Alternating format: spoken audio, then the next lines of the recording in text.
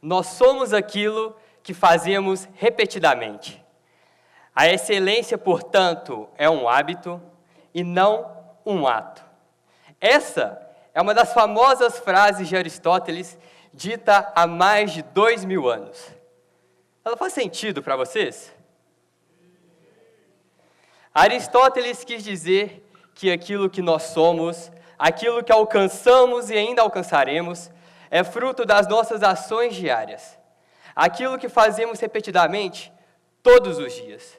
E não fruto de um único e grandioso ato isolado.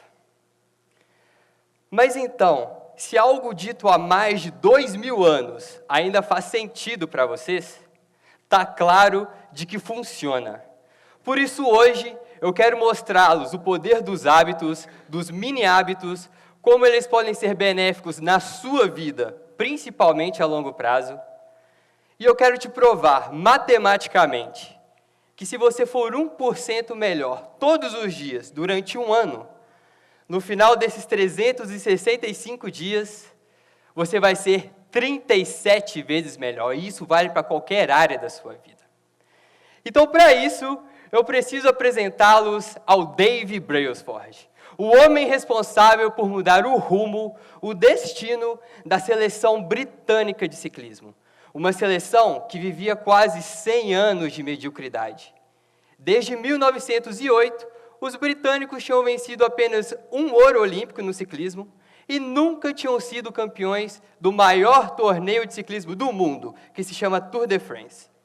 Até que em 2003, Dave Brailsford foi contratado para ser o diretor de performance dessa equipe.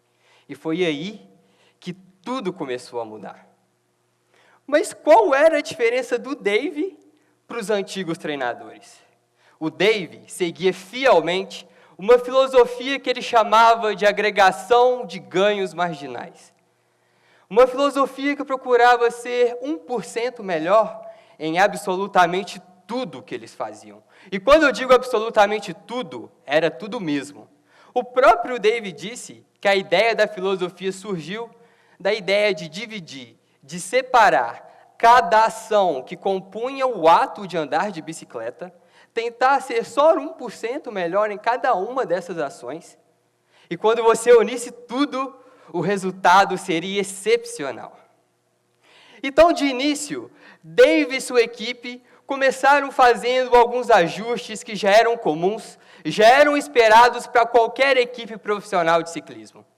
Eles redesenharam os bancos das bicicletas para que fossem mais confortáveis, mais ergonômicos, procuraram por uniformes que fossem mais leves, mais aerodinâmicos, começaram a usar shorts que se aqueciam eletricamente para manterem a temperatura dos músculos adequada, e eles até estudaram, até encontrar qual era a melhor posição de ficar em cima de uma bicicleta. Mas eu não disse que eles procuravam ser 1% melhor em absolutamente tudo. Foi quando eles começaram a procurar essa pequena margem de melhoria em áreas mais negligenciadas. Então, por exemplo, eles contrataram uma equipe médica para ensinarem os atletas a lavarem as mãos corretamente, terem outros cuidados com a saúde, podendo então evitar alguma doença. Eles substituíram os colchões e os travesseiros que eles dormiam por outros personalizados que os acompanhavam de hotel em hotel durante as competições.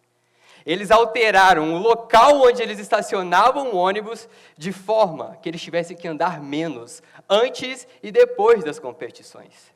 E eles até pintaram de branco o interior do caminhão que transportava as bicicletas para que fosse possível identificar algum ponto de poeira que pudesse interferir na calibração da bicicleta, que era muito precisa, muito milimétrica. E então, os resultados começaram a aparecer muito mais rápido do que eles esperavam. Apenas 5 anos depois que Dave foi contratado, nas Olimpíadas de Pequim, em 2008, os britânicos venceram incríveis 60% das medalhas de ouro. 4 anos depois, nas Olimpíadas de Londres, em 2012, eles reestabeleceram novos recordes olímpicos, novos recordes mundiais. E nesse mesmo ano, eles foram pela primeira vez campeões do maior torneio de ciclismo do mundo, o Tour de France. E nos 6 anos seguintes, eles ganharam por 5 vezes. Mas por quê? Qual é a causa desse sucesso de Dave e sua equipe? Acontece, pessoal, que na maioria das vezes, a gente se convence que para ter um grande resultado, é preciso que fazemos um grande esforço, algo que todos em nossa volta estejam percebendo. E a gente acaba menosprezando aquelas pequenas ações diárias, que no dia a dia podem parecer imperceptíveis, mas que no longo prazo vão fazer toda a diferença. E é justamente para provar isso que eu trouxe esse gráfico e eu quero fazer uma conta básica agora com vocês. 1,01, que representa 1% a mais, 1% de melhoria, elevado a 365 dias, é igual a 37. E o que isso quer dizer? Isso quer dizer que os hábitos são os juros compostos do autoaperfeiçoamento. Da mesma forma que os juros trabalham no seu dinheiro para você alcançar a riqueza, os hábitos trabalham na sua vida para você alcançar o sucesso. Mas é justamente por essa lentidão no processo, por ser tão imperceptível no dia a dia, que nós tendemos a repetir alguns hábitos ruins.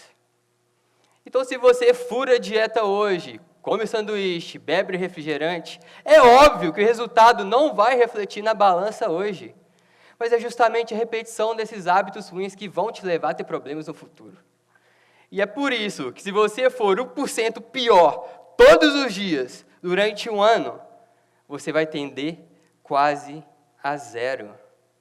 Por isso que não importa o quão bem ou mal vai a sua vida hoje, o que importa agora são os seus hábitos atuais, e não os seus resultados atuais. O que importa agora são se os seus hábitos estão te colocando no caminho do sucesso. Você pode ser rico, milionário, mas você gasta tudo ou mais do que você ganha. Da mesma forma, você pode ser pobre, falido, mas você tem um hábito de economizar. Entendem como é tudo uma questão de tempo? Uma questão de prazo. E se alguma coisa tem um prazo, uma hora ele vence. Ele vence. Para o bem ou para o mal. O tempo pode correr a seu favor ou contra você. Isso aí você decide. Mas então, dito tudo isso, como podemos alcançar esse 1% diário? Como podemos ser tão constantes? Para sermos tão constantes, uma coisa é certa. Precisamos estar motivados. E para falar de motivação, eu quero falar de dopamina, um neurotransmissor que atua nos nossos cérebros como sistema de recompensa, de prazer, e que por muito tempo nós pensamos que estivesse relacionado somente a isso. Mas não. A dopamina, na verdade, está diretamente relacionada à sua motivação. E foi justamente para provar isso que em 1998, um grupo de cientistas da Alemanha realizaram um experimento com um grupo de macacos. Primeiramente, eles deram uma mamadeira com suco de laranja para os macacos, e os macacos adoravam. Então, os macacos aprenderam que na mamadeira tinha suco de laranja.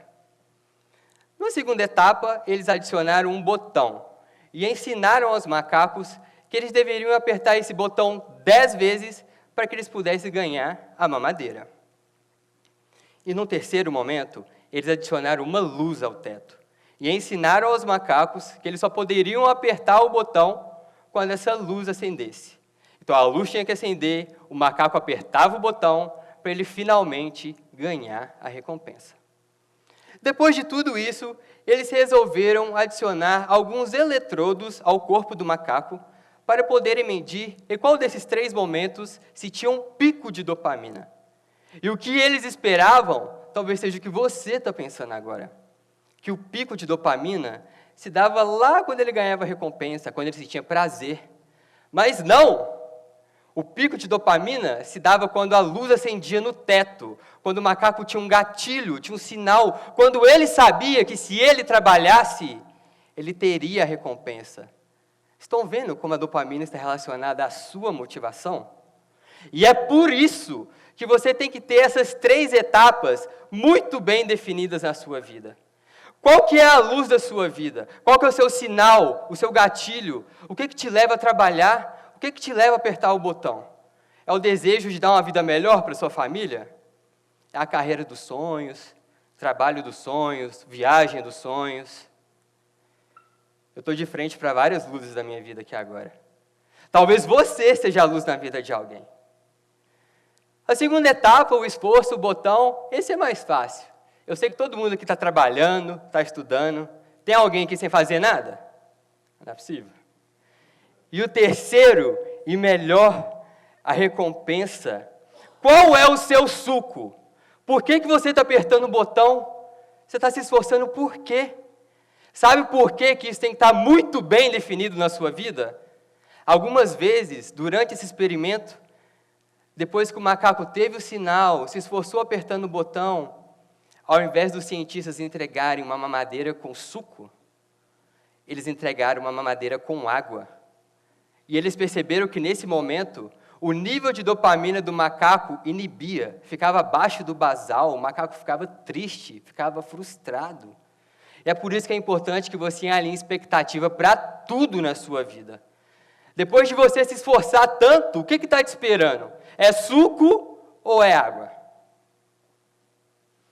Então, para que todo esse sucesso perpetue na sua vida, para que ele seja duradouro, você tem que entender que isso é um processo contínuo. Não tem solução definitiva, não tem ponto final, não tem linha de chegada. Sempre que quiser ser melhor, se pergunte qual o próximo passo para alcançar aquele 1%. É incrível as coisas que você pode conquistar simplesmente se não desistir. É incrível a carreira que pode construir se não parar de trabalhar, o corpo que pode construir se não parar de treinar, o conhecimento que pode acumular se não parar de estudar, ou até a riqueza que pode acumular se não parar de economizar. Mas, principalmente, é incrível os bons relacionamentos e as amizades que você pode cultivar se não parar de se importar. Os pequenos hábitos, eles não se somam, eles se multiplicam exponencialmente. Esse é o verdadeiro poder dos hábitos. Faça uma pequena mudança hoje e tenha um grande resultado no futuro. Muito obrigado.